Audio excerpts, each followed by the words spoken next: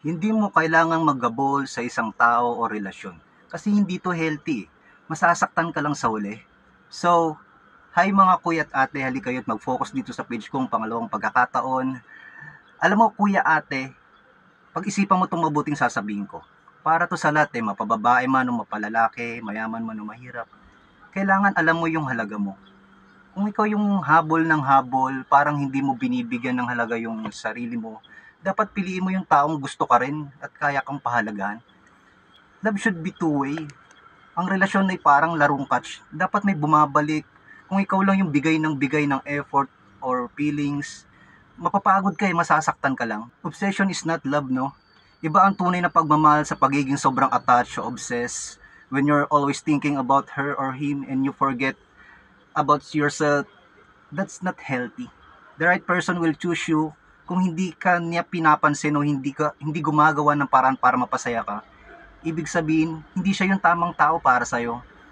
May taong darating na ipaparamdam sa'yo kung paano ka pinapahalagan. Hindi mo kailangang maghabol.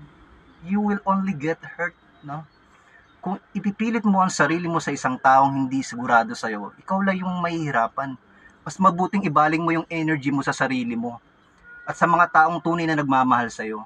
Love should feel natural. The right person, you don't have to chase after them. They will come and stay in your life. Kung hindi ka niya pinili, piliin mo yung sarili mo. Huwag mong gawing mundo yung isang tao. Don't make someone your whole world. Kapag masyado mong iniikot yung buhay mo sa isang tao, nakakalimutan mong alagaan yung sarili mo Dapat may sarili kang buhay, pangarap, kaligayahan at hindi lang nakadepende sa kanya. If they like you, they will show it. Hindi mo kailangang manghula, magtanong, palagi kung gusto ka ng isang tao, kapag gusto ka niya, gagawa siya ng paraan para iparamdam yun sa'yo. Hindi mo kailangang maggabol. Love yourself first.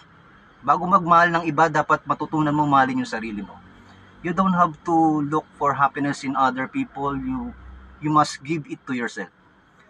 May mas magandang darating kapag nag-let go ka sa maling tao. Nagbubukas ka ng pinto para sa tamang tao. Huwag mong isipin na siya lang nag-iisa para sa'yo. Mas magandang pagkakataon at mas mabuting tao ang naghihintay para sa'yo. Kung hindi ka niya pinapahalagan, huwag mong sayangin ang oras mo, mahalin mo yung sarili mo. Yun ang pinakamahalaga. Di ba? Hindi ka dapat magmakaawa sa pagmamahal. Ang pagmamahal ay hindi hinihingi o pinagpipilitan. Ang isang relasyon o isang taong mahal mo ay hindi dapat maging dahilan ng patuloy mong lungkot at sakit. Kung puro iyak at stress na lang ang nararamdaman mo, baka oras na para lumayo. Hindi mo kailangan patunayan ng sarili mo. Kung mahal ka talaga ng isang tao, tatanggapin ka niya kung sino ka. 'Di ba? Hindi mo kailangan baguhin ng sarili mo o magpakitang gilas para manatili siya sa'yo. Sana maunawaan yun mga kuya ate, no? Don't be afraid to be alone. Sometimes, it's better to be single than to be in a relationship that you're not happy in. Learn to be happy on your own before looking for happiness in someone else. Hindi mo kailangan masaktan para lang matauhan.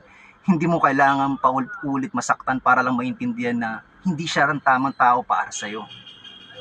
Minsan, sapat na makita na kung paano ka niya tinatrato para malaman mong hindi na dapat magabol.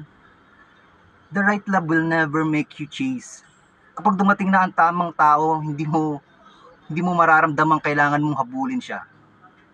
Ang tamang pagmamahal ay madali, masaya at hindi mo kailangang ipilit. Di ba kuya ate? Mas magandang maging masaya ka sa taong kusa kang pinili, no? Kusang pipili sa'yo. Hindi mo kailangang magpakahirap para lang mapansin, mahalin ka. Ang tunay na pagmamahal ay laging kusa, hindi pinipilit. In the end, tandaan nyo mga kuya at ate you are more important than someone who doesn't know how to appreciate you. If he or she doesn't choose you, choose yourself. Alright? Thanks for the time. Mga kuya at ate, bisita kayo sa next video ko ha. Bye-bye.